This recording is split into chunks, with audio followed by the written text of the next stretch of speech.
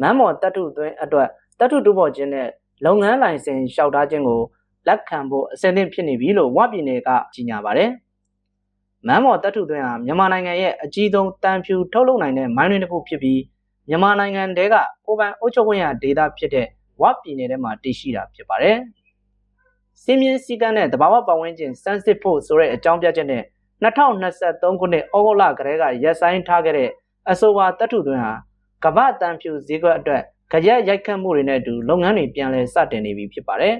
။တပ်ထုတွင်းကိုပိတ်လိုက်တာကြောင့်မြန်မာနိုင်ငံရဲ့ခဲမဖြူအထွတ်နှုံးကလည်းတိတိတသာကျဆင်းခဲ့ပြီးကမ္ဘာတပ်ထုထောက်ပံ့ရေးလမ်းကြောင်းတွေကိုအနှောက်အယှက်ဖြစ်စေခဲ့ပါတယ်။အထူးသဖြင့်တော့မြန်မာနိုင်ငံကထွက်ရှိတဲ့တန်ဖြူကိုအဓိကအားထားမိကိုနေရတဲ့တရုတ်နိုင်ငံရဲ့အရေးကြိုးလုပ်ငန်းတွေကိုပြင်းပြင်းထန်ထန်ထိခိုက်စေခဲ့ပါတယ်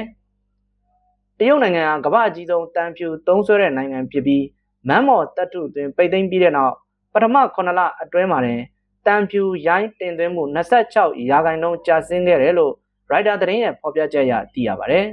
။မြန်မာနိုင်ငံကနေထောက်ပံ့မှုရော့ကျလာတာနဲ့အမျှ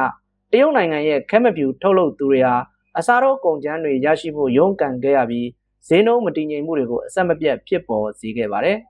။မန်းမော်တပ်ထုတွင်ဟာမြန်မာနိုင်ငံတနိုင်ငံလုံးရဲ့တန်ဖြူထုတ်လုပ်မှု80%ခန့်ကိုထုတ်လုပ်နိုင်တယ်လို့တွက်ချက်ထားပြီးကမ္ဘာတန်ဖြူထောက်ပံ့ရေးမှာလည်းအရေးပါတဲ့အခန်းကဏ္ဍကနေရပ်တည်နေတာဖြစ်ပါတယ်။အဆိုပါတပ်ထုတွင်ရပ်ဆိုင်းလိုက်တာကြောင့်ကမ္ဘာတန်ဖြူသုံးစွဲနေတဲ့နိုင်ငံတွေကြားထောက်ပံ့မှုတွေတိတိတသာပြတ်တောက်မှုကိုဖြစ်ပေါ်စေခဲ့ပြီး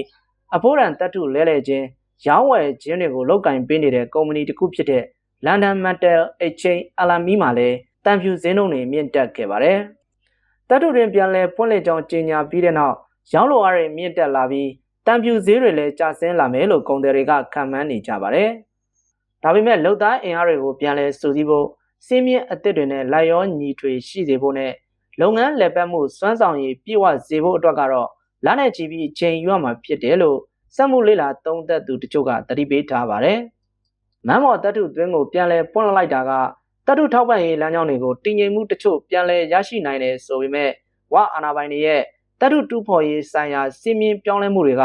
နိုင်ငံခြားလက်ဝယ်တွေအထူးသဖြင့်တရုတ်ရေချိုလုပ်ငန်းအတွက်စိန်ခေါ်မှုအသစ်တွေဖြစ်လာနိုင်တယ်လို့ကျွမ်းကျင်သူတွေကမှတ်ချက်ပြုကြပါတယ်။တန်ဖြူတပ်ထုဟာ electronic ပစ္စည်းထုတ်လုပ်ရေးလုပ်ငန်း၊မော်တော်ကားနဲ့အာကာသလုပ်ငန်း၊စွမ်းအင်နဲ့အစိမ်းရောင်နည်းပညာလုပ်ငန်း၊အစားအသောက်ထုတ်ပိုးရေးနဲ့ကျန်းမာရေးဘေးကင်းရေးလုပ်ငန်း၊ဓာတုနဲ့စက်မှုဆိုင်ရာအသုံးချမှုလုပ်ငန်းစတဲ့ကဏ္ဍအသီးသီးမှာမဖြစ်မနေအသုံးပြုနေရတာကြောင့်မရှိမဖြစ်လိုအပ်နေတဲ့တပ်ထုတစ်မျိုးလည်းဖြစ်ပါတယ်။